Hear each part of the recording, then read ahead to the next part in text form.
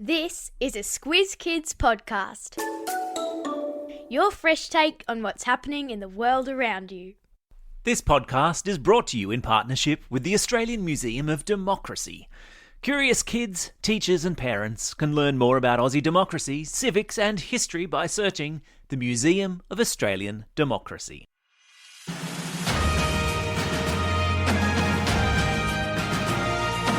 Hello there and welcome to episode 4 of the sensational world of civics. I'm Bryce Corbett. Now, before you start rolling your eyes at the thought of a whole podcast series about civics and democracy, total snooze fest, right? Stop and think about this for a moment. How our government works and the decisions it makes reaches into almost every part of our everyday lives. How and why you go to school, the sports you play, the roads you drive on, the hospitals you rely on, the kind of society you're going to grow up and live in. So, settle in as we explore the history of Australian democracy and pull apart how our system of government works. It'll be heaps more fun than it sounds, I promise. In the previous 3 episodes, we've explored how Australia became a country, why Canberra was chosen as the capital, why we have elections and how they work, and what our politicians actually do in that big building they call Parliament House. In this final episode, we'll explain how you can become involved in our political process, and why it's important that you do. And to guide us on this journey, I'm delighted to welcome to the Squiz Kids hot seat, Stephanie Smith from the Museum of Australian Democracy in Canberra. Steph, welcome back. Hello, Bryce. It's so great to be with you again. It's great to have you back.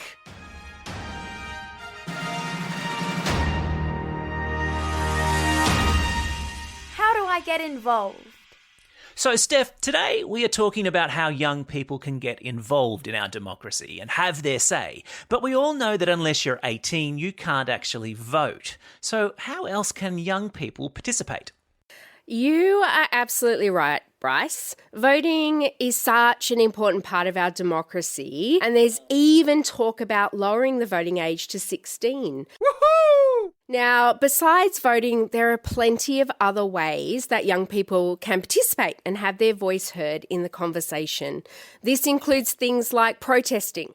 What do we want? Climate justice! What do we want fair? Now! Many will have seen people of all ages out marching on the streets with signs and banners, drawing attention to important issues. But you can also sign a petition or write letters to your local, state or federal member about an issue that you wish to draw their attention to. So, depending on the issue, will depend on who you need to contact. So, if you feel strongly about something and you want our government to know about it, anyone can write a letter or contact their federal member, no matter how young they might be. Yeah, that's absolutely right, Bryce. So, members of Parliament are every citizen's direct line to Canberra. So they're elected to represent their community, and even as a young person, you can have an impact on the decisions that governments make and even the sorts of things they talk about by directly contacting them. Oh, hello! In fact, last year, as part of the Raise Our Voice, Australia's Youth Voice in Parliament campaign, young people from across the country wrote responses to a question: what do you want Australia to look like in 20 years? And many of our MPs and senators use their time in Parliament to read out speeches from young people on lots of topical issues like equality and sustainability, women's rights, healthcare, mental health, so many topics. So these are speeches that Aussie kids had written and sent to their local federal member of Parliament, and those speeches were read out in Parliament House. That's amazing. Yeah, they even had record numbers sent in. And only a select few were read on the day, but you can absolutely look up Raise Your Voice and find the rest of the collection if young people would like to have a look at those.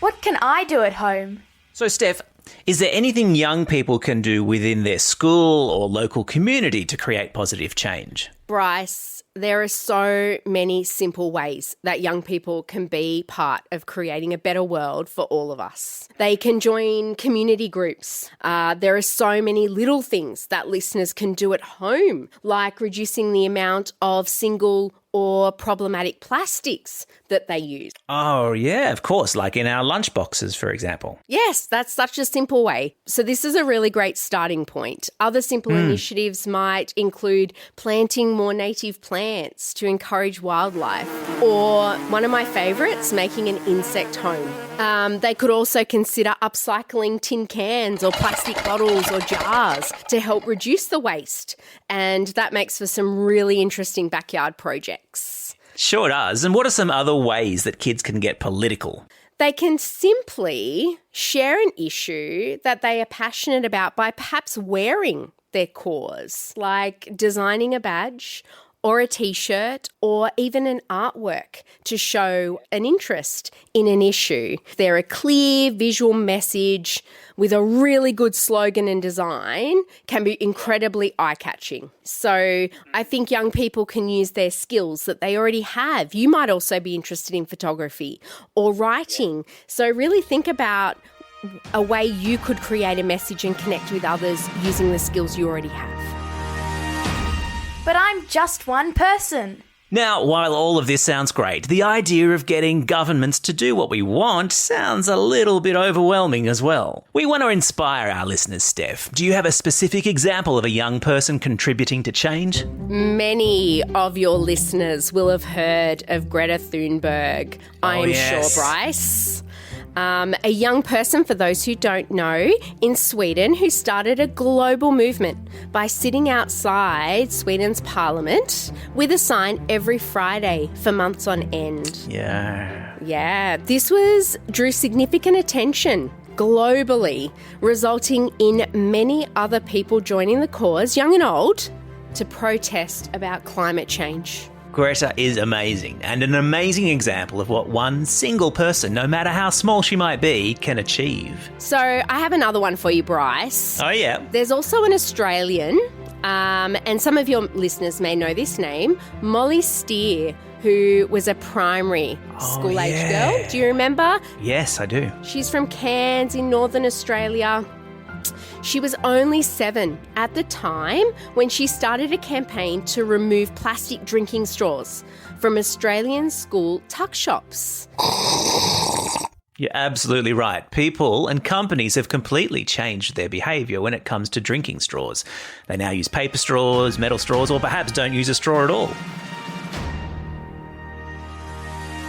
What can I do at home? That's an excellent question, Steph. Where do young people start if they want to get political? Well, I would highly recommend starting with your passions and issues which are important to you. It's great to think about the big picture like sustainability, discrimination and equality, but then bring it back to where you are. Create achievable goals. How can you make change in your classroom, in your school, in your local community? Great ideas. What else can kids do? Well, I would also recommend a little bit of research. So, really simple things you can do is identify who is your federal member of parliament. Nice to meet you. Where is their office located in your local town? Is there an email address that you can write to them at? Or do they have a website or a Facebook page that lists the community meetings they are holding? It's really important to know about what issues they're campaigning about, but also what issues you should be telling them about. That is so true. I am inspired, and I hope Squiz Kids are too. A quick message now from our partner, the Australian Museum of Democracy. Civics is a big topic. There's way more to explore than can fit into this small episode. If you want to learn more, you can visit their website. They've got lots of classroom activities on Aussie history and government and media, as well as tons of information to support young changemakers, like you.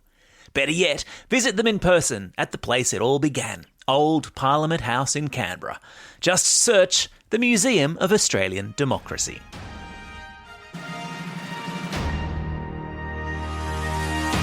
Thanks, Steph. That's been awesome. Thank you, Bryce. It has been an absolute pleasure. Well, kids, that is all we have time for. I hope you've enjoyed this special series on civics. Civics is the study of the rights and duties of citizens, and we are all citizens. You, me, Steph, everyone. Who knows? Maybe one day you'll grow up to work in federal parliament, or maybe you'll become Prime Minister. Just remember that everything is possible, kids, because this country and the democracy within it belongs to you. This is Bryce Corbett signing off and reminding you all, as ever, to get out there and have a most excellent day. Over and out.